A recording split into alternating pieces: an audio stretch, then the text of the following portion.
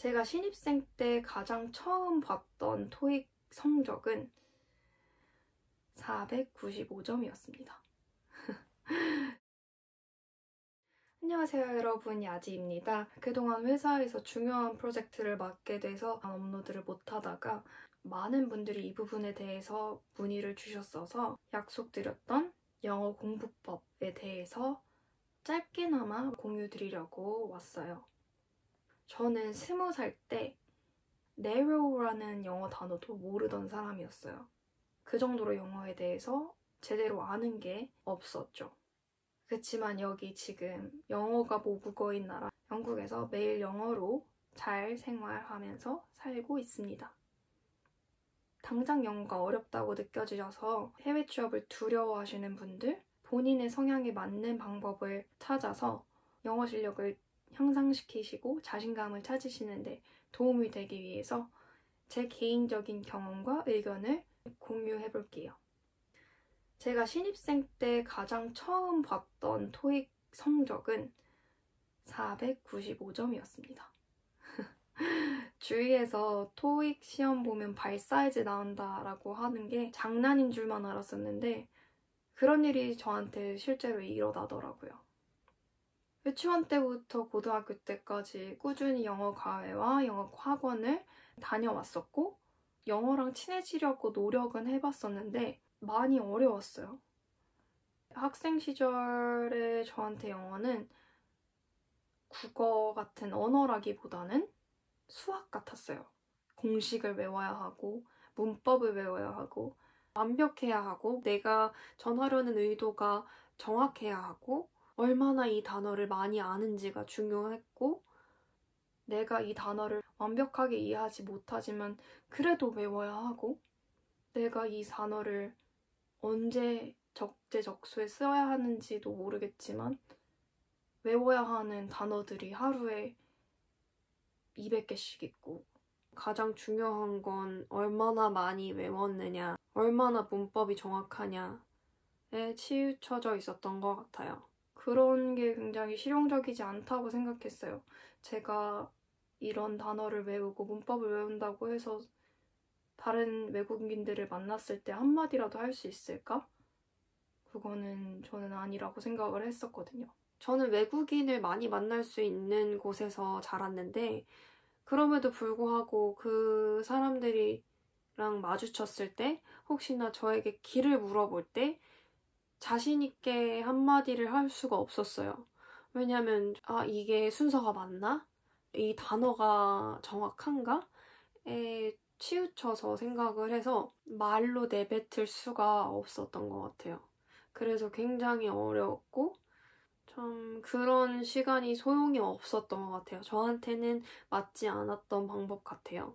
그래서 유일하게 즐겼던 영어 수업은 외국인 원어민과 함께하는 실용영어 회화 그 수업만 진짜 재밌게 잘 했었던 것 같고 그 외에는 영어에 대해서 딱히 재미를 느낄 수가 없었어요. 그래서 변명은 여기까지였고요. 그래서 대학교에 들어가서 국가에서 인정하는 영어 시험을 처음으로 봤는데 그 정도가 나왔고 그 후에 해외 취업을 진지하게 꿈꾸면서 영어 실력을 향상시키기 위해서 가능한 방법은 다 해봤습니다. 토익, 오픽, 아이엘츠, 어플, 쉐도잉, 원설기, 음악 듣기, 팟캐스트, 영어 드라마 보기, 영화 보기, 영어로 일기 쓰기 등등 모든 방면에서 찾을 수 있는 방법은 다 시도를 해봤었어요. 그 중에서 저를 해외 취업까지 가능하게 해줬던 가장 효율적이었던 방법들과 의견을 공유해볼게요. 첫 번째로 토익은 한국에서의 스펙을 위한 도구 그 이상이 아닙니다. 토익을 공부하신다고 해서 해외에서 일할 수 있는 수준의 영어 실력이 만들어진다? 그거는 아니라고 생각해요. 토익은 영어를 얼마나 잘 읽고 듣느냐에 대한 비즈니스 영어 시험이지 스피킹이나 라이팅 같은 현실 중심적인 영어 시험이 아니에요. 물론 토익에서 배운 문법과 단어들이 나중에 여러분들의 영어 실력 향상에 시너지 효과를 내줄 수는 있겠지만 토익을 공부한다고 해서 마법처럼 입이 트이고 외국인들과 프리토킹이 가능해지는 건 아닙니다. 그래서 국내 취업을 목표로 하시는 분들께는 토익을 정말 추천드리지만 그 외에는 전혀 추천드리지 않는 시험이에요. 두 번째는 동기부여입니다. 여러분들이 영어를 공부하고자 하는 이유와 목표는 무엇인가요? 모든 분들께서 다른 이유를 가지고 계실 텐데요. 저 같은 경우에는 오직 하나, 해외에서 살기 위해서였어요. 해외에서 살기 위해서는 해외 취업을 해야 했고요. 그거는 이후의 목표였지 제가 간절히 원했던 거는 해외에 나가서 사는 거였어요. 그래서 비즈니스 영어도 중요했지만 제가 가장 중요했던 능력은 해외에 당장 내던져져도 말할 수 있는 스피킹 능력이었습니다. 당장 비자를 가지고 어디에 나가도 제 이력서를 한 번만 읽어주세요. 혹은 제게 인터뷰 기회를 주세요.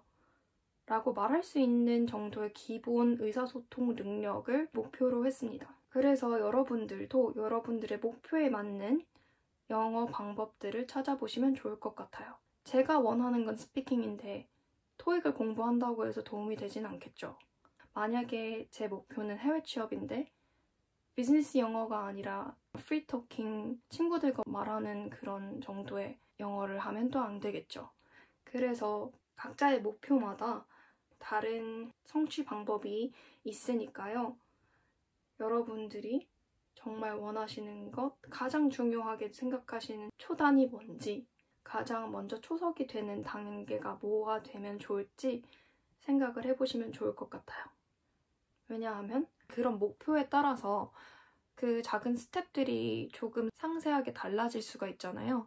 그러니까 여러분들도 여러분들의 목표에 맞는 작은 스텝들을 찾으시면 좋을 것 같아요. 그 첫 번째 초석이 성취되면 그 뒤에 다른 능력들은 따라오거든요.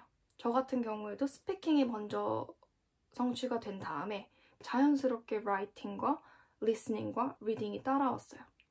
그래서 더불어서 말씀드리고 싶었던 건 세 번째.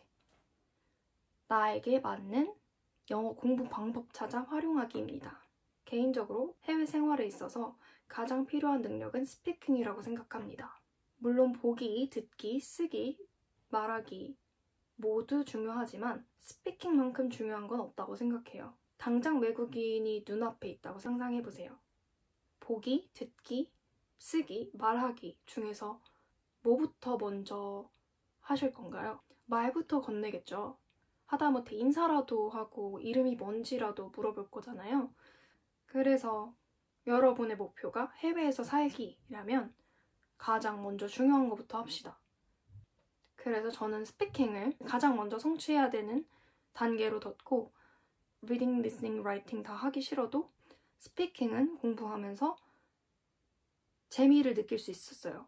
왜냐하면 이게 저에게 가장 필요한 거를 알았기 때문에, 그리고 이게 가장 실용적이고 제가 당장 쓸 수 있다는 것을 알았기 때문이었어요.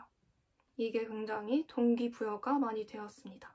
그래서 제가 했던 방법은 학교 내에서 교환학생을 돕는 프로그램에 참여해서 한국에 온 교환학생들과 얘기하는 시간을 많이 가졌어요. 교환학생들이 있는 이벤트를 찾아가서 거기서 친구를 만들고 시간 될 때마다 약속을 잡고, 그리고 그 외에도 미더비라는 어플을 통해서 언어 교환을 할 수 있는 한국어에 관심 있는 우리나라에 와 있는 외국인들을 단체로 이렇게 그룹으로 만나는 그런 이벤트에 참여를 하기도 하고요. 거기에 가면 랜덤으로 테이블마다 다 앉아요.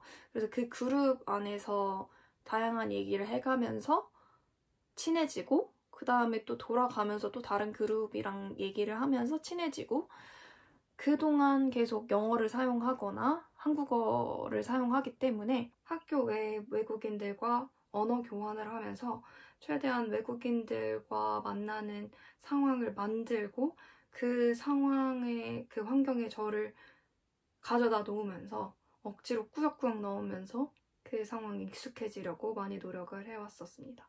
여러분 생각해보시면 한국인 친구랑도 약속 잡기 참 어렵잖아요. 그거를 매일같이 시간을 할애하는 것도 그렇고 그런 저의 기와 시간과 그 약속을 잡는 데 걸리는 시간과 거기에 언제 만날지, 누구와 같이 만날지, 어디서 만날지, 뭐를 먹을지, 뭘 먹고 어디를 갈지 이런 모든 게 영어로 다 이루어져야 하다 보니까 자연스럽게 writing, reading, listening, speaking 다 항상 도움이 될 수밖에 없었습니다. 카톡이나 이런 메시지를 활용을 하면서 라이팅을 해야 되더라고요. 어디서 만날래? 언제 만날래? 누구랑 만날래? 뭘 먹을래? 이런 거를 다 영어로 적다 보니까 자연스럽게 라이팅도 신경 쓰게 됐고 그리고 외국인 친구를 만나면 어떻게 해요? 만나기로 한 장소 앞에서 혹은 가는 길에 수시로 너 오고 있니? 너 지금 어디니? 체크를 해야 하잖아요. 그러면 또 어떤 친구들은 전화를 거는 친구들이 있어요. 그러면 거기에 당황하지 않고 전화를 받고 차분하게 또 얘기를 해야죠. 난 지금 여기 있고 나는 네가 보인다, 안 보인다. 너 어디니?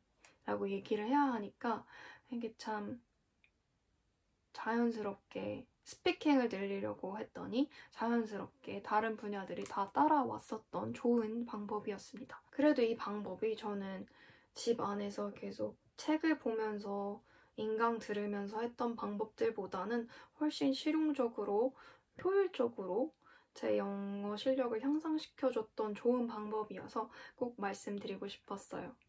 저도 집순이라서 계속 약속을 잡고 나가고 하는 게 참 힘들었는데요. 그래도 얘기를 하면서 스피킹을 늘리는데 가장 좋은 방법이었기 때문에 하나씩 미션을 컴플리트 한다는 느낌으로 계속 해나갔었어요. 억지로라도 노출시키다 보니까 좀 익숙해지더라고요. 이게 되게 피곤한데 피곤할 때도 저를 일부러 밖으로 내놓고 스트레스 받아도 계속 영어하고 하니까 그 긴장감이 더 줄어들었던 것 같아요. 아무리 힘들어도 꾸역꾸역 그 상황을 만들어 놓고 또 해나가니까 확실히 영어 실력이 늘어가는 게 느껴졌어요. 처음에는 대화대에 그 티키타카 하는 그 짧은 순간 안에서 제가 하고 싶은 말을 정확하게 모두 전달을 하지 못해서 단어만 얘기를 했었고 그 뒤에는 단어와 동사만 얘기를 했었고 그리고 다른 친구의 말을 전부 다 알아듣지는 못해서 단어와 동사를 가지고 추측해가면서 그 대화를 이어나갔었습니다. 그러면서 그 친구들이 자주 쓰는 그런 라인들을 픽업해서 제가 한 번 더 사용하면서 익히고 하는데 동구가 됐던 것 같아요. 근데 어느 순간 이거를 반복하고 나면 정말 좋은 친구를 만나서 마음이 통하지 않는 이상 참 계속 어느 정도의 한계가 있는 대화만 반복되는 시간이 왔었거든요. 그래서 그거를 타파하고 싶어서 조금 더 깊은 대화를 이끌어내고 조금 더 좋은 친구와의 관계를 이어나가기 위해서 영어 공부를 더 하고 영어 대화의 주제도 많이 바꾸려고 노력하고 그거에 대해서도 공부하고 하면서 영어 실력이 많이 늘었던 것 같습니다. 그리고 더 대화를 잘하고 싶다는 욕심이 생기면서 그게 또 다른 동기부여가 됐었어요. 그래서 스피킹을 늘리고 싶은 저 같은 분들은 여느 시험에서 나온 비즈니스나 아카데믹한 영어 말고 일상 회화를 배우시는 걸 먼저 추천드려요. 그리고 그런 환경에 계속 노출을 시키면서 익숙해지는 것도 좋은 방법이었습니다. 여담인데 제가 졸전할 때 대학교 말학기에 교환학생을 돕는 프로그램 동아리 활동을 했어요. 가장 바쁠 때인데 제가 책임져야 되는 4명의 친구들이 있는데 충분히 다 연락을 하지 못하고 지냈거든요. 너무 바쁘고 12시까지 야작을 하다가도 12시 넘어서 너네가 밖에 있어? 그럼 너네 얼굴 한 번만 보고 갈게 라는 심정으로 진짜 너무너무 피곤하고 힘들어도 일단 가서 정말 정신도 없었거든요. 그래서 제대로 얘기도 안 나오고 눈이 계속 감기고 너무너무 졸린데 일단 가는 거예요. 일단 가서 한 10분이라도 얘기하고 얼굴 보면서 얘기하고 그러고 집에 들어갔어요. 그게 굉장히 도움이 많이 됐던 것 같습니다.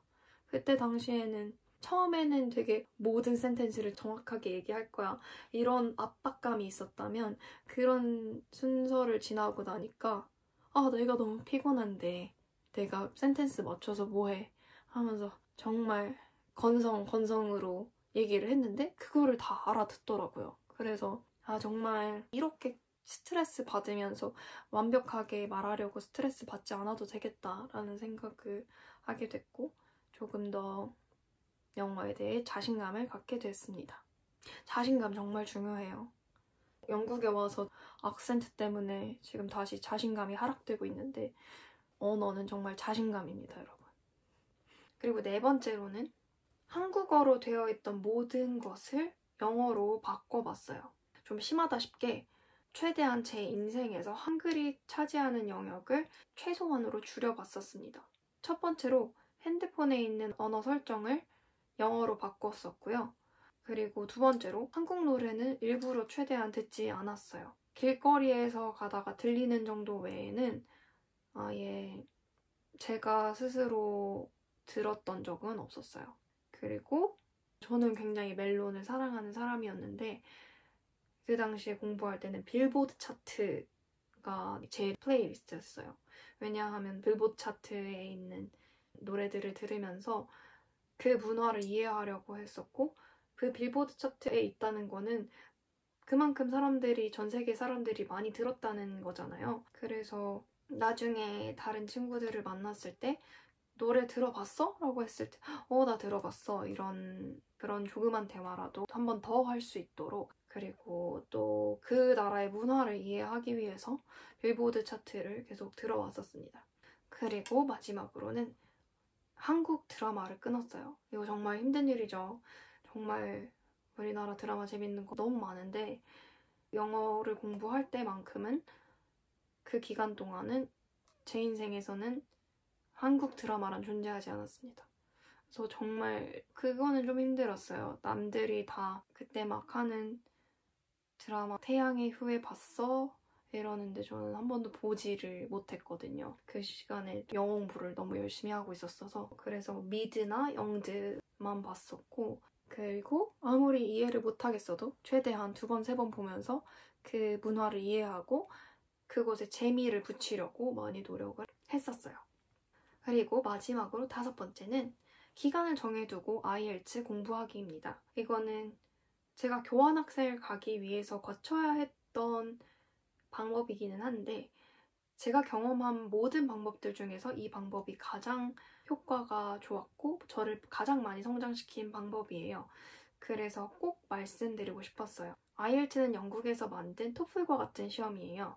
Reading, Listening, Writing, Speaking 4가지 분야의 영어 시험입니다. 제 개인적으로 IELTS는 정말 고마운 존재여서 언어에 대해서 있어서 스트레스를 너무 많이 받고 있었는데 IELTS를 공부하면서 영어가 재밌어지고 점점 더 쉬워졌어요.